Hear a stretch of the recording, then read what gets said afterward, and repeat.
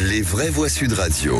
Et 3 mots dans l'actu qui sont Félix, Apocalypse, Comparution et Olympico. De féroces combats continuent à Khan Younes, la grande ville du sud de Gaza pilonnée par Israël. Un haut responsable de l'ONU parle d'une situation apocalyptique. L'assaillant de l'attaque mortelle de samedi soir près de la Tour Eiffel présentait seul un juge d'instruction et puis un match OM-OL sous haute surveillance tout à l'heure à Marseille. Des supporters lyonnais interdits de déplacement plus d'un mois après les violents incidents et l'annulation de la rencontre. Les vraies voix Sud Radio.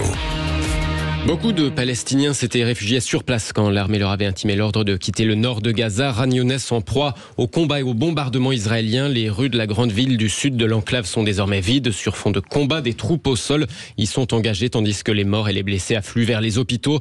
Situation catastrophique, indique Volker Turk, haut commissaire des Nations Unies aux droits de l'homme. Aucun endroit n'est sûr. À l'heure où nous parlons, 1 900 000 Palestiniens sur 2,2 millions ont été déplacés et sont poussés vers des lieux de plus en plus restreints et extrêmement surpeuplés dans le sud de Gaza, dans des conditions insalubres et malsaines. La situation catastrophique que nous voyons dans la bande de Gaza était tout à fait prévisible et évitable. Mes collègues humanitaires ont qualifié la situation d'apocalyptique.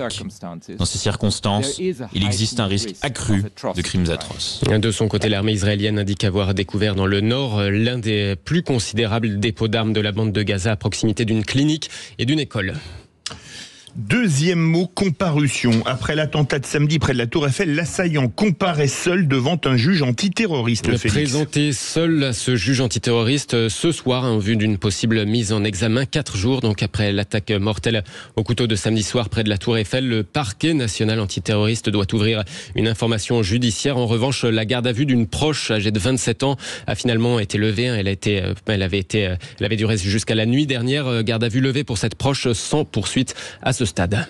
Et le troisième mot, Félix, c'est Olympico, avec ce match sous très haute surveillance ce soir au stade Vélodrome à Marseille. L'OM reçoit l'Olympique lyonnais plus d'un mois après les violents incidents qui avaient fait annuler la rencontre à Marseille. Des bus caillassés, l'ancien entraîneur de l'OL blessé, le visage en sang. Les autorités ont décidé d'interdire le déplacement aux supporters lyonnais. Ce sera la règle désormais pour les matchs à risque. Le milieu de l'OM, Amin Harit, espère une prise de conscience. Ces scènes de violence, vraiment, c'est dégradant et c'est dommage d'en arriver là alors que on voit dans certains pays tout se passe bien. Je pense par exemple en Angleterre ou dans des autres championnats où il y a vraiment très rarement des problèmes liés à la violence. Et je comprends pas en fait ce climat de violence qui s'installe autour des stades ou dans les stades même. C'est pas quelque chose qui fera avancer le football et j'espère que les gens ils auront une vraie prise de conscience par rapport à ça. Parce que si ça continue comme ça, je pense que d'ici quelques années on va arriver à jouer sans supporters et je pense que ça va être très très compliqué pour tout le monde. Donc j'espère que les gens ils auront une vraie prise de conscience concernant cette violence qui est en train d'augmenter depuis quelques années. Amin Harit de l'Olympique de Marseille au micro Sud Radio de Lionel Maillet, coup d'envoi de la rencontre à 21h. Les victimes sont sanctionnées dans cette c'est exactement la question que je voulais vous poser, vous qui aimez le football, Jean Garrigue et aussi Olivier d'Artigol. Ils se font caillasser, blessés.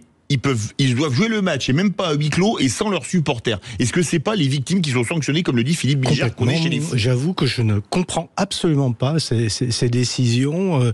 On se prend on coupe les cheveux en 4 pour savoir à quelle distance il fallait se trouver ou pas pour caillasser le bus, etc. Et l'essentiel, c'est-à-dire quand même une sanction envers les supporters marseillais et peut-être envers le club de Marseille, voilà des choses qui passent à l'as. Et ça induit quand même beaucoup de questions par rapport aux instances du football. Oui, c'est incompréhensible. J'ai entendu récemment la ministre des Sports annoncer qu'on allait très certainement vers l'interdiction de déplacement de supporters. Donc c'est une minorité violente qui va priver une majorité de personnes de leur passion. Le hooliganisme a été terrassé en Angleterre.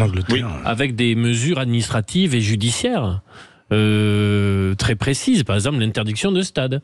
Un supporter violent devait pointer dans un commissariat à l'heure du match. C'est ça, mais c'est toujours le cas. Et ça a eu une efficacité spectaculaire. Et le prix des places. Oui, le prix des places. Hors de prix. Effectivement, merci beaucoup Félix Mathieu. On vous retrouve après 18h tout à l'heure pour le Top Click.